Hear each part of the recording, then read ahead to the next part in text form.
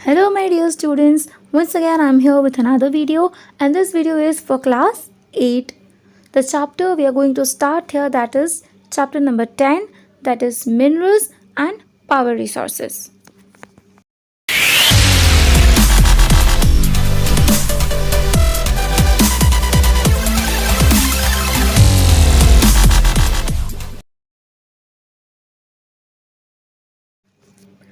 Organic and inorganic substances. तो organic क्या होता है? ऐसे सब्सटेंसेस जो कि लिविंग ऑर्गेनिज्म से मिलते हैं, ठीक है, जिनमें कार्बन की प्रेजेंस होती है, और इनऑर्गेनिक वो होते हैं जिनमें कार्बन की प्रेजेंस नहीं होती। एक तरह से देखा जाए तो कार्बन और हाइड्रोजन, इन दोनों का बॉन्ड यानी कंपाउंड जिसमें प्रेजेंट होता है वो होते हैं ऑर्गेनिक, और जिसमें नहीं होता है वो होते हैं इनऑर्गेनिक। ओके, तो ऑर्गेनिक और inorganic substances which change under heat and pressure to assume a certain chemical composition are called minerals. तो वो ऑर्गेनिक और इनऑर्गेनिक सब्सटेंसेस जो हैं वो चेंज होते हैं। कैसे? Under heat and pressure. जब हीट उन पर पड़ती है, प्रेशर उन पर पड़ता है, तो उनके केमिकल कंपोजिशन में चेंज होता है और हम उनको क्या कहते हैं? मिनरल्स कहते हैं। ओके, गोल्ड और a rock with gold in it.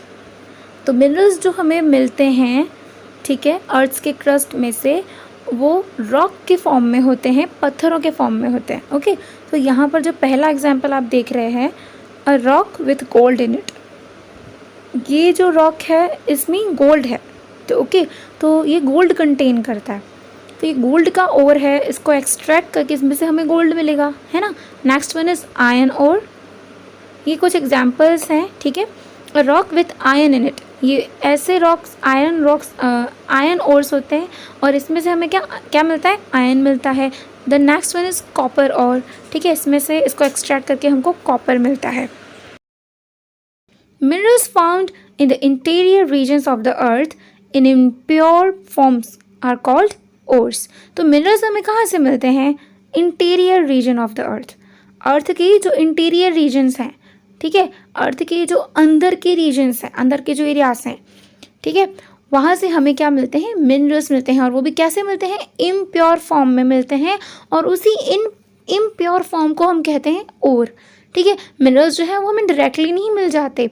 Like gold हो गया, कोल हो गया, ये सीधा हमें मिलता नहीं कि हम बस मिला और कंज्यूम कर दिया, ऐसा नहीं होता है। जब वो मिलते हैं तो वो इम्प्योर फॉर्म में होते हैं, उन पर रिफाइनिंग करी जाती है, ठीक है, उसके बाद वो प्योर फॉर्म में हमें मिलते हैं और उसके बाद हम उन्हें यूज़ कर पाते हैं। ठीक है, तो मिनरल्स जो होते हैं वो अर्थ के इंटीरियर रीजन से हमें मिलते हैं और इम्प्योर फॉर्म में मिलते हैं, रॉक के फॉर्म में मिलते हैं, और इन्हीं रॉक को, इम्प्योर फॉर्म को हम क्या कहते हैं?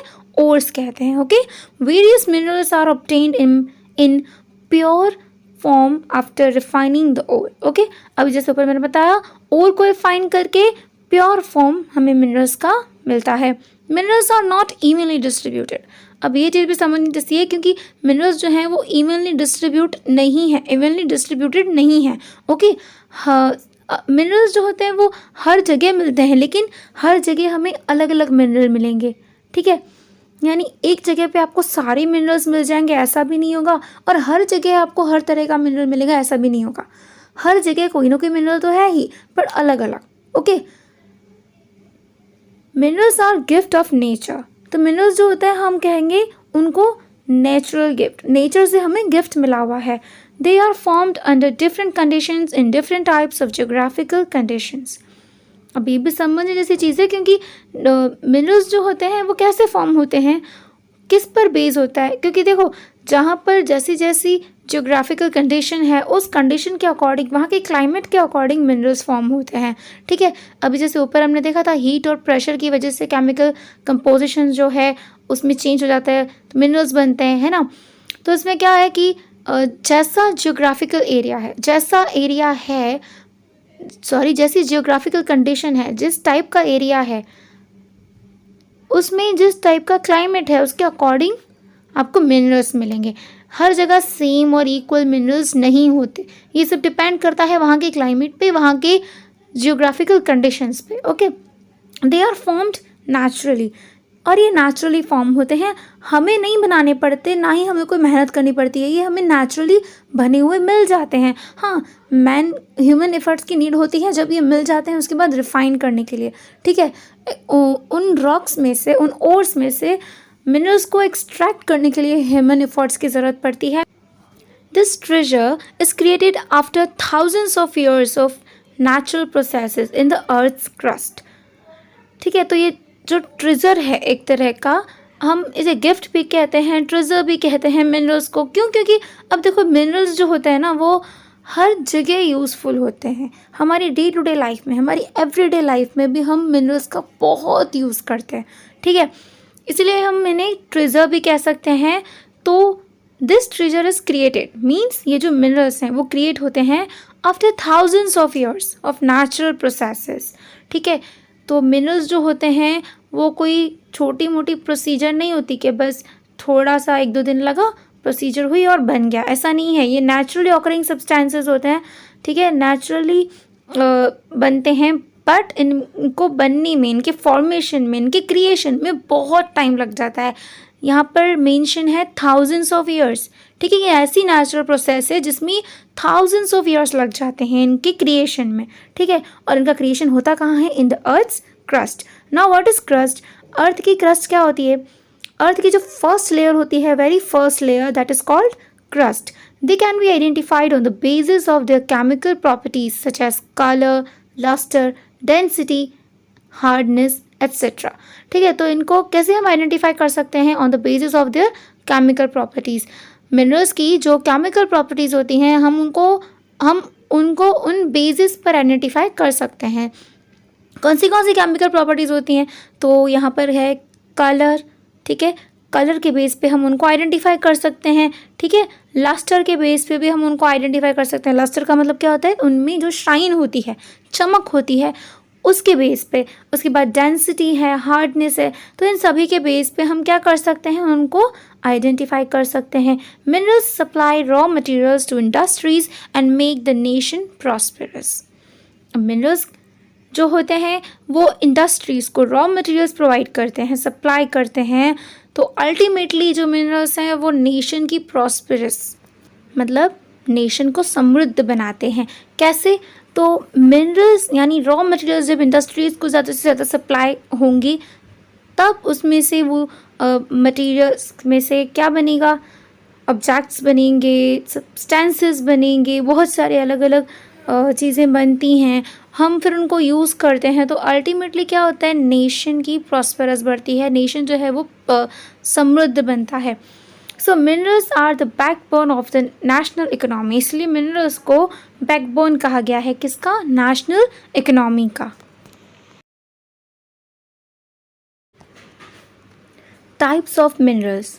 There are more than 3000 different minerals on earth. तो अर्थ पे more than 3000 different minerals, okay, कितने हैं? 3000 से भी ज़्यादा डिफरेंट मिनरल्स जो हैं वो अर्थ पे पाए जाते हैं। Minerals are mainly classified into metallic and non metallic on the basis of composition. तो उनके कंपोजिशन के बेस पे उनको मेटालिक और नॉन मेटालिक में क्लासीफाई किया गया है, ठीक है। सबसे पहले देखते हैं मेटालिक मिनरल्स क्या होते हैं। इन metallic minerals metals are in raw form. On the other hand, non-metallic minerals are those that do not contain metals. Okay, तो metallic minerals जो होते हैं उनमें raw form में metal होता है, कच्चा metal होता है, जबकि non-metallic में metal नहीं होता। Okay, they do not contain metals. ये बहुत ही ईजी होने वाला है आपके लिए बिकॉज नाम से ही पता चल रहा है मेटालिक है तो उसमें मेटल की प्रेजेंस है, नॉन मेटालिक में मेटल नहीं है। Okay, metals are hard substances that conduct heat, electricity and have the characteristics of luster or luminosity. तो वो metals जो metallic minerals हैं इनमें जो metals होते हैं वो hard substances के होते हैं, ठीक है, that conduct heat, electricity and have the characteristics of luster. अब ये जो metals होते हैं they can conduct heat. Okay, वो हीट कंडक्ट कर सकते हैं, इलेक्ट्रिसिटी कंडक्ट कर सकते हैं और उनमें कैरेक्टर होता है, कैरेक्टरिस्टिक होता है लास्टर का, ठीक है, उसमें चमक होती है, उनमें शाइन होती है। Metallic minerals are found in large layers of igneous and metamorphic rocks. अब ये दोनों जो रॉक्स होते हैं इनकी लार्ज लेयर्स में मेटालिक मिनरल्स पाए जाते हैं, ठीक है। अब इन रॉक्स के बारे में थोड़ा डिटेल में देखते हैं। तो इग्नियस रॉक्स क्या होते हैं? इग्नियस रॉक्स वो रॉक्स होते हैं जो, आप लोगों ने वॉल्केनो के बारे में सुना होगा, है ना, ज्वालामुखी के बारे में, लावा के बारे में सुना होगा, है ना। तो जब वॉल्केनो इरप्ट होता है, लावा निकलता है, तो वो धीरे धीरे नीचे बहते बहते उसके बाद कूल डाउन हो जाता है, ठंडा हो जाता है, और उसके बाद वो रॉक्स में कन्वर्ट हो जाता है, ठीक है। तब हम क्या कहते हैं उसको? Igneous rocks. Okay, now metamorphic rocks, ये कैसे रॉक्स होते हैं? Metamorphic means these rocks are arise from the transformation of existing rock to new types of rock। ये कैसे रॉक्स होते हैं? जो जिस टाइप में है उसका ट्रांसफॉर्मेशन हो जाता है और वो एक न्यू टाइप के रॉक बनते हैं, ठीक है। एग्जिस्टिंग रॉक से जब उनका ट्रांसफॉर्मेशन हो जाता है तो वो एक नए टाइप के रॉक्स बन जाते हैं, तो हम तब उनको क्या कह सकते हैं? Metamorphic rock. Okay, metals obtained from these minerals can be molded into different shapes by tapping or straining। अब टैपिंग से या स्ट्रेनिंग से हम इनको क्या कर सकते हैं? डिफरेंट शेप्स दे सकते हैं, ठीक है। तो इनमें से जो मेटल्स हमको मिलते हैं, यानी इग्नियस है, मेटामॉर्फिक रॉक्स है, इनमें से जो मेटल्स हमें मिलते हैं ना, हम इनको मोल्डेड इनटू डिफरेंट शेप्स, अलग अलग शेप में मोल्ड कर सकते हैं, अलग अलग इनको शेप दे सकते हैं बाय टैपिंग और स्ट्रेनिंग। उनको टैप करके, उनको स्ट्रेन करके दबा के हम क्या कर सकते हैं? हम उनको डिफरेंट शेप्स दे सकते हैं, ठीक है। It can not be broken by striking, और ये तोड़े नहीं जा सकते, ठीक है, बाय स्ट्राइकिंग, प्रहार करके इनको तोड़ा नहीं जा सकता है। Metals are obtained by melting metallic minerals. Metals हमें कैसे मिलते हैं? इनको मेल्ट करके, ठीक है। मेटालिक मिनरल्स को मेल्ट करके हमें मेटल्स मिल सकते हैं, ठीक है। हम इनको प्रहार करके इनको तोड़ नहीं सकते। ओके, प्रहार का मतलब क्या होता है? मारना या हिट फोर्सफुली, ठीक है। फोर्सफुली इनको हिट करके, मार के हम क्या कर सकते हैं? इनको तोड़ नहीं सकते, बट हम इनको पिघला के, मेटल मेल्टिंग से हम क्या कर सकते हैं? इन मेटालिक मिनरल्स को शेप दे सकते हैं। Gold, zinc, silver, copper, aluminium, iron etcetera are main minerals. ये सारे जो हैं ये मेन मिनरल्स हैं। Non metallic minerals, these minerals do not contain metals. Okay, तो ये जो मिनरल्स हैं ये मेटल कंटेन नहीं करते। Some non-metallic minerals can be molded into different shapes by cutting, uprooting और breaking। तो जो नॉन मेटेलिक मिनरल्स है ना, हम उनको शेप दे सकते हैं कट करके, अप्रूट करके, तोड़ कर, ठीक है। मेटालिक मिनरल्स जो थे हम उनको इस तरह से शेप नहीं दे सकते, ओके, बट मेल्टिंग से हम उनको शेप दे सकते हैं, ठीक है। जैसे आइसक्रीम वगैरह बनाने के लिए, जैसे आइस बनाने के लिए आप क्या करते हो? वाटर को कंटेनर में डाल के आप फ्रीजर में रख देते हो, अपने आप वो फिर आइस बन जाती है ना, आइस के क्यूब्स बन जाते हैं ना। बिल्कुल वैसे ही इन मेटल्स को भी हम शेप दे सकते हैं बाय मेल्टिंग। बट यहाँ जो नॉन मेटेलिक है इसमें आपको ये सब करने की ज़रूरत नहीं है। यहाँ पे आपको उनको मेल्ट करना नहीं पड़ता है। कटिंग से, अपरूटिंग से या ब्रेकिंग से, उनको तोड़ कर, काट के या अपरूटिंग यानी उनको उखाड़ करके भी हम उनको शेप दे सकते हैं। Striking breaks them into pieces, हम उनको मार के, तोड़ के हम क्या कर सकते हैं? उनको अलग अलग पीसेस में डिस्ट्रीब्यूट कर सकते हैं। Limestone, mica and gypsum are examples of these minerals. ये सारे एग्जाम्पल्स हैं ऐसे मिनरल्स के, ठीक है। एनर्जी रिसोर्सेज, एनर्जी रिसोर्सेज क्या होता है? चैप्टर के नाम में भी ये वर्ड है ना।